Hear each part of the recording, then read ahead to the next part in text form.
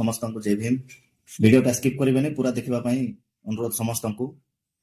ଆଉ ଆଜିର ବିଷୟ ହେଲା ଆଦିବାସୀ ରାଜ୍ୟରେ ଆଦିବାସୀ ମନ୍ତ୍ରୀ ଥାଇକି ମଧ୍ୟ ଆଦିବାସୀ ଲୋକମାନେ ହିଁ ସେଇ ରାଜ୍ୟରେ ନିର୍ଯାତନା ପାଉଛନ୍ତି, ଅତ୍ୟାଚାରର ଶିକାର ହଉଛନ୍ତି, ଭୂମିହୀନ ହଉଛନ୍ତି। ସେମାନଙ୍କର କଲଚର, ସେମାନଙ୍କର ପରମ୍ପରା, ସେମାନଙ୍କର ଜଙ୍ଗଲ ଜମିନ ଅଧିକାର ତାଙ୍କଠାରୁ ଛଡେଇ ନିଆଯାଉଛି ଆମର ଆଦିବାସୀ ମୁଖ୍ୟମନ୍ତ୍ରୀ ଥାଇକି।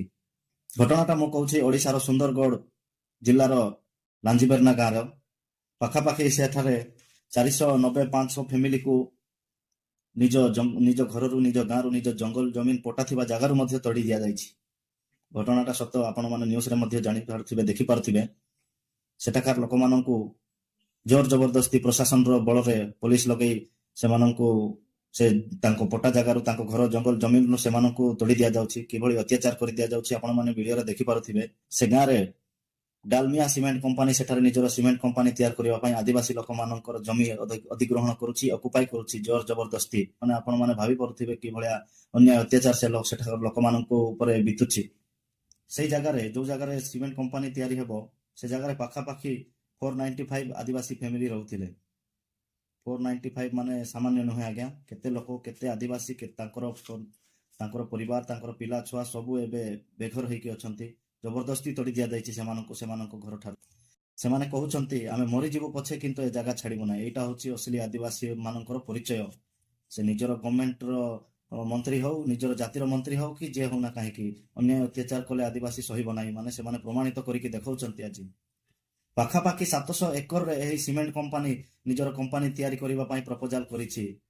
700 ଏକର ମାନେ ଭାବୁଛନ୍ତି ତ, ଗୋଟେ କମ୍ପାନୀ ଯଦି 700 ଏକର କଲା ମାନେ ସେଠାରେ ବସବାସ କରୁଥିବା 495 ଫ୍ୟାମିଲିର ଅବସ୍ଥା କ'ଣ ହେବ? ସେମାନଙ୍କର ଚାଷ ଜମି, ସେମାନଙ୍କର ପୂଜା ପାଠ କରୁଥିବା ଟ୍ରେଡିସନାଲ ଜାଗା, ସେମାନଙ୍କର କଲଚର, ସେମାନଙ୍କର ବିତେଇଥିବା ସାନ ବେଳଠୁ ବିତେଇଥିବା ଜାଗା ଗୁଡାକ ସବୁ ସମ୍ପୂର୍ଣ୍ଣ ଭାବେ ଶେଷ କରି ଦିଆଯାଉଛି। 2017ରେ ଏହି ଡାଲମିଆ ସିମେଣ୍ଟ କମ୍ପାନୀ ପ୍ରପୋଜାଲ ଦେଇଥିଲା ସେଠାକାର ଆଡମିନିଷ୍ଟ୍ରେସନକୁ କି ଯେ ଆମେ ଏଠାରେ ସିମେଣ୍ଟ କମ୍ପାନୀ ତିଆରି କରିବୁ ବୋଲି। ଗାଁ ବାଲା ଏହି ପ୍ରପୋଜାଲକୁ ରିଜେକ୍ଟ କରିଦେଇଥିଲେ କି ଯେ ଆମକୁ ସିମେଣ୍ଟ କମ୍ପାନୀ ଦରକାର ନାହିଁ, ଆମେ ଆମ ଜମିରେ ରହିବୁ, ଆମେ ଆମର ଗାଁରେ ରହିବୁ, ଆମେ ଆମର ଜଙ୍ଗଲ ଜମିନର ଅଧିକାର ଛାଡ଼ିବୁ ନାହିଁ କହିକି। ଆପଣମାନେ ଜାଣିଛନ୍ତି ସୁନ୍ଦରଗଡ଼ ହେଉଛି ଆମ ଓଡ଼ିଶାର 5th ସେଡ୍ୟୁଲ ଏରିଆ। ସୁନ୍ଦରଗଡ଼ ଆଦିବାସୀ ମଞ୍ଚର ମେମ୍ବର ହେଉଛନ୍ତି ମନୋରଞ୍ଜନ ଟୋପ। ତାଙ୍କର ଷ୍ଟେଟମେଣ୍ଟ ଅନୁସାରେ 2020 ଜାନୁଆରୀ 26ରେ ସେ ଏରିଆର, ସେ ପାଖାପାଖି ଏରିଆର ସମସ୍ତ ପଞ୍ଚାୟତବାସୀ ଲୋକମାନେ ବସିକି ଗ୍ରାମ ସଭାରେ ଡିସ୍କସନ କରିଥିଲେ, ଏହି ବିଷୟ ଉପରେ ଆଲୋଚନା କରିଥିଲେ। ଆଲୋଚନାରେ ମଧ୍ୟ ସମସ୍ତ ଗାଁର ପଞ୍ଚାୟତ, ସମସ୍ତ ଗାଁର ୱାର୍ଡ ମେମ୍ବର ଏବଂ ଲୋକମାନଙ୍କର ଅପିନିଅନ ଏଇଟା ରହିଲା କି ଯେ ସିମେଣ୍ଟ କମ୍ପାନୀ କରିବାକୁ ଦିଆଯିବ ନାହିଁ, ଆମେ ଆମର ଜାଗା ଛାଡ଼ିବୁ ନାହିଁ।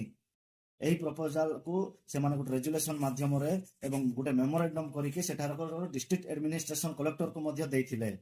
କିନ୍ତୁ ଡିଷ୍ଟ୍ରିକ୍ଟ ଆଡମିନିଷ୍ଟ୍ରେସନ ତାଙ୍କ କଥାକୁ ଗ୍ରହଣ କଲା ନାହିଁ ଏବଂ ତାଙ୍କର ଓପିନିଅନକୁ, ତାଙ୍କର ରେଜୁଲେସନ ମେମୋରାଣ୍ଡମକୁ ମଧ୍ୟ ଖାରିଜ କରିଦେଇକିନା ଜୋର ଜବରଦସ୍ତି ଫୋର୍ସ ଲଗେଇକି ତାଙ୍କର ଜମି ଅକୁପାଇ କରିବା ପାଇଁ ବୋଲିକି ଆଗକୁ ବଢିଲେ। ଏବଂ ଆପଣମାନେ ତାର ଫଳାଫଳ ଦେଖିପାରୁଥିବେ କିଭଳିଆ ଆମର ଆଦିବାସୀ ମା, ମାଉସୀ, ଭଉଣୀ, ଭାଇ, ବାପା ମାନେ ସେଠାକାରେ କେମିତି ଲଢ଼େଇ କରୁଛନ୍ତି ଆଦିବାସୀ ନିଜର ଜମି ପାଇବା ପାଇଁ। ନିଜ ଜମି, ପଟା ଜମି ପାଇଁ ବୋଲିକି ଆଜ୍ଞା ଏତେ ହଇରାଣ ହେବାକୁ ପଡୁଛି। ମାନେ ବାକି ନିଜ ଶ୍ରେଣୀରେ, ତଳ ଶ୍ରେଣୀରେ ରହିଥିବା ଗରିବ ଲୋକମାନେ, ଯେଉଁମାନେ ଜମିହୀନ, ଭୂମିହୀନ, ଘରହୀନ, ପଟାହୀନ ଲୋକମାନଙ୍କର ଅବସ୍ଥା କ'ଣ ହଉଥିବ ଆପଣମାନେ ଥରେ ଚିନ୍ତା କରନ୍ତୁ।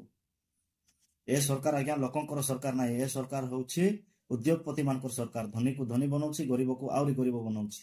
ସେଠାକାର ଜମିନ ଥିଲେ, ସେଠାକାର ତାଙ୍କର ଚାଷ ଜମି ଥିଲେ, ଆଦିବାସୀ ଲୋକମାନେ ପିଢି ଉପରେ ପିଢି ସେମାନେ ଚାଷ କରିକିନା ବଞ୍ଚିଥାନ୍ତେ ପୁଣି। କିନ୍ତୁ ସରକାର ଚାହୁଁଛି ଏଭଳିଆ ନ ହଉ, ଏମାନେ ଗରିବ ଶ୍ରେଣୀର ଲୋକମାନେ ଆହୁରି ଗରିବ ହେଇଯିବା ଦରକାର। ଆଦିବାସୀ ଲୋକମାନଙ୍କୁ ଏତେ ଅତ୍ୟାଚାର, ସେମାନଙ୍କର ଷ୍ଟେଟମେଣ୍ଟ, ଭିଡିଓ ସବୁ ସେଠାକାର ଦେଖିଲା ପରେ ଭାଇ ବହୁତ ଖରାପ ଲାଗୁଛି। ଗୋଟେ ଆଦିବାସୀ ମନ୍ତ୍ରୀ ହେଇ, ଆଦିବାସୀ ନିଜ ଘରେ ହିଁ ସେ ନିଜ ଲୋକଙ୍କୁ ହିଁ ଏତେ ଅନ୍ୟାୟ ଅତ୍ୟାଚାର କରୁଛି। ମାନେ ଆପଣମାନେ ଭାବି ପାରୁଥିବେ ତ ସାରା ଓଡ଼ିଶାବାସୀଙ୍କ ପାଇଁ ସେମାନଙ୍କର ଚିନ୍ତାଧାରା, ମନୋଭାବ କ'ଣ ଥିବ। 312 କୋଟି ଟଙ୍କା ଗୋଟେ ମନ୍ଦିର ଡେଭଲପମେଣ୍ଟ ପାଇଁ ଦେଇ ଦଉଛି, କିନ୍ତୁ ସେଠାକାର ନିଜ ଫ୍ୟାମିଲି, ନିଜ ଜାତିର, ନିଜ ପରିବାରର ଆଦିବାସୀ ଲୋକମାନେ 495ଟା ଫ୍ୟାମିଲି ସେଠି ସଫର କରୁଛନ୍ତି, ସେମାନଙ୍କର ପାଇଁ କିଛି କରାଯାଉ ନାହିଁ। ଆଜି ପର୍ଯ୍ୟନ୍ତ ଘଟଣା ଘଟିକି ଏତେ ବର୍ଷ ହେଇଗଲାଣି, କିନ୍ତୁ ଆଜି ପର୍ଯ୍ୟନ୍ତ କାହିଁକି ଆମ ଏରିଆର ହଉ କି ଅନ୍ୟ ଏରିଆର ଆଦିବାସୀ ମାନେ ଏହା ଉପରେ ଭିଡିଓ ବନାଉନାହାନ୍ତି କି ଅପୋଜ କରୁନାହାନ୍ତି କି ନିଜର ଲୋକାଲ ଏରିଆ ଥାନା ମାନଙ୍କୁ ହଉ, କଲେକ୍ଟରକୁ ହଉ ଯାଇକି ମେମୋରାଣ୍ଡମ ଦେଉନାହାନ୍ତି। ବିଜେପି ଦଳରେ ମୋଦିକୁ କଣ ହେଇଗଲେ ଏମାନେ ଯାଇକିନା କଲେକ୍ଟର ଅଫିସ ଘେରାଉ କରିକିନା ମୋଦିକୁ ଇନସଲ୍ଟ ହେଇଗଲା, ମୋଦିର ମାକୁ ଇନସଲ୍ଟ ହେଇଗଲା, ଅମକ କହିଦେଲେ ଢମକ କହିଦେଲେ ବୋଲିକି ମେମୋରାଣ୍ଡମ ଦେଇକି ଜୟ ଜୟକାରର ନାରା ଲଗେଇକି ଏମାନେ ପୁରା ହାଙ୍ଗାମା କରିଦଉଛନ୍ତି। କିନ୍ତୁ ନିଜ ଜାତିର ଲୋକମାନଙ୍କ ଉପରେ କଥା ଆସିଲା ବେଳକୁ ଏମାନେ ଜାତି ଲୋକକୁ ଛାଡିଦେବୁ ସିନା ଦଳର ଏଗନେଷ୍ଟରେ ଯିବୁ ନାହିଁ। ମୁଁ ଗୋଟେ ଡମ୍ବ ଜାତିର ପିଲା, ଆଉ ସବୁଠୁ ଅଧିକ ସାଙ୍ଗମାନେ କନ୍ଧ ସାଙ୍ଗମାନେ ଆଦିବାସୀ ସାଙ୍ଗମାନେ ମୋର ଅଛନ୍ତି। କିଏ କହୁ କିମ୍ବା ନ କହୁ ମତେ ଭାଇ ବହୁତ ଖରାପ ଲାଗିଲା। ସେଥିପାଇଁ ମୁଁ ଭିଡିଓ ମାଧ୍ୟମରେ ଆମର ଲୋକମାନଙ୍କୁ ସଚେତନ ହଉ କି ଯିଏ ଯାହା ଭାବୁଛନ୍ତି ଭାବନ୍ତୁ, ଗୋଟେ ସୋସିଆଲ ମିଡିଆରେ ମେସେଜ ଦେବା ପାଇଁ ଚାହୁଁଛି ଯେ ଲୋକମାନଙ୍କ ପ୍ରତି ଅନ୍ୟାୟ ଅତ୍ୟାଚାର ହେଲେ ସେ ଯେଉଁ ଦଳ ହଉନା କାହିଁକି ଆୱାଜ ଉଠେଇବାକୁ ପଡିବ। ମୁଁ ସେଇ ଗୋବରଖିଆ ସମାଜର ଅନ୍ଧଭକ୍ତ ଲୋକମାନଙ୍କୁ ମଧ୍ୟ କହିଦେବା ପାଇଁ ଚାହୁଁଛି ଯେ ସେଠାକାରେ ସଫର କରୁଥିବା ପ୍ରୋବ୍ଲେମରେ ଫସିଥିବା ଲୋକମାନେ ଯାହାର ଜଙ୍ଗଲ ଜମିନ ଯାଉଛି ସେମାନେ କଣ ହିନ୍ଦୁ ନାହାନ୍ତି କି? ସେମାନଙ୍କ ପାଇଁ କାହିଁକି ତମେ ଯାଇକି ଲଢଉନ? ତମର ଲଢେଇ ଖାଲି କଣ ଗାଈ ପାଇଁ, ଖାଲି କଣ ହିନ୍ଦୁ ଲୋକମାନଙ୍କ ପାଇଁ, ଖାଲି କଣ ଭଗବାନ ପାଇଁ ଲଢିବ? ଆଦିବାସୀ ଲୋକମାନେ କଣ ହିନ୍ଦୁ ନାହିଁ କି? ତମର କହିବା ଅନୁସାରେ ସମସ୍ତ ସେଇ ଅନ୍ଧଭକ୍ତ ମାନଙ୍କୁ ମଧ୍ୟ କହିବାକୁ ଚାହୁଁଛି, ଯୋଉମାନେ ରୋଜ ରାସ୍ତାରେ ଓହ୍ଲେଇକି ନାରା ଦଉଛନ୍ତି, ସୋସିଆଲ ମିଡିଆରେ ଜ୍ଞାନ ଦଉଛନ୍ତି ଯେ ହିନ୍ଦୁ ହିନ୍ଦୁ କହିକି ଅଲଗା କରୁଛନ୍ତି ସମସ୍ତଙ୍କୁ ବୋଲି, ସେଇ ଆଦିବାସୀ ମାନେ ଯୋଉମାନେ 495 ଫ୍ୟାମିଲିଜ ଅଛନ୍ତି ଆଉ ସେ ପାଖାପାଖି ଏରିଆର ଲୋକମାନେ ଏଇ ଅନ୍ୟାୟ ଅତ୍ୟାଚାରର ଶିକାର ହଉଛନ୍ତି, ଲଢେଇ କରୁଛନ୍ତି, ସେମାନେ କଣ ହିନ୍ଦୁ ନାହିଁ? ସେମାନେ କଣ ଖ୍ରୀଷ୍ଟିଆନ ନା ମୁସଲିମ ଲୋକମାନେ? ତମର ହିନ୍ଦୁ ସଂଗଠନ ଯେତିକି ଅଛି ସେଠାକୁ ଯାଇକି ଆୱାଜ ଉଠଉନ, ଲଢେଇ କର ସେମାନଙ୍କ ସହିତ ମିଶିକି। ଯଦି ସେତିକି କରିପାରୁନ କାହିଁକି ସୋସିଆଲ ମିଡିଆରେ କହୁନ ମୋହନ ମାଝୀ ସରକାର ଯୋଉଟା କରୁଛି ଭୁଲ କରୁଛି ବୋଲି କାହିଁକି କହୁନ? ନିଜ ନିଜ ସ୍ଥାନୀୟ ଥାନା ମାନଙ୍କରେ ନିଜ ନିଜ ସ୍ଥାନୀୟ କଲେକ୍ଟର ପାଖକୁ ଯାଇକି ମେମୋରାଣ୍ଡମ କାହିଁକି ଦିଆଯାଉନି? କାହିଁକି ନା ଜାତି ଛାଡିଦେବୁ କିନ୍ତୁ ଦଳ ଛାଡିବୁ ନାହିଁ, ଦଳର ଏଗନେଷ୍ଟରେ ଯାଇପାରିବ ନାହିଁ। ଭାଇ ପଟ୍ଟା ଜମି ସେଠିକାର ଆଦିବାସୀ ମାନଙ୍କୁ ବି ଥିଲା, ଆଉ ପଟ୍ଟା ଜମି ଅନ୍ୟ ଏରିଆର ଆଦିବାସୀ ଆମର ଏରିଆର ଆମର ରାୟଗଡା ଜିଲ୍ଲା, କୋରାପୁଟ, କନ୍ଧମାଳ, ଆମର କେବିକେ, କଳାହାଣ୍ଡି ଯେତିକି ଏରିଆର ସେମାନଙ୍କୁ ସେଠାକାର ଆଦିବାସୀ ଏସି ଏସଟି ମାନଙ୍କୁ ମଧ୍ୟ ପଟ୍ଟା ଜମି କିଛି ନା କିଛି ଅଛି। ସେଠାକାର ପଟ୍ଟା ଜମି ଛଡେଇ ନେଇକି ଆଜି ଏତେ ଅନ୍ୟାୟ ଅତ୍ୟାଚାର କରୁଛନ୍ତି ମାନେ ଆପଣ ଭାବନ୍ତୁ କାଲିକି ଆପଣଙ୍କ ପାଖକୁ ମଧ୍ୟ ଏ ଘଟଣାଟା ଆସିପାରେ, ଆପଣଙ୍କ ଏରିଆରେ ମଧ୍ୟ ଏ ଘଟଣା ଘଟିପାରେ। ସଚେତନ ହୁଅନ୍ତୁ, ସତର୍କ ହୁଅନ୍ତୁ, ସରକାରକୁ ଏବଂ ସରକାରର ଶାସନକୁ ଭଲରେ ଚିହ୍ନିବାକୁ ଚେଷ୍ଟା କରନ୍ତୁ, ନଚେତ କାଲିକି ଆପଣଙ୍କୁ ମଧ୍ୟ ଆପଣଙ୍କ ଘରରୁ ତଡ଼ି ଦିଆଯିବ। ଏ ସମୟ ଆଉ ଦୂରେଇ ନାହିଁ। ସମସ୍ତଙ୍କୁ ଅନୁରୋଧ କରାଯାଉଛି ଏଇ ଭିଡିଓଟିକୁ ବହୁତ ମାତ୍ରାରେ ସେୟାର କରନ୍ତୁ।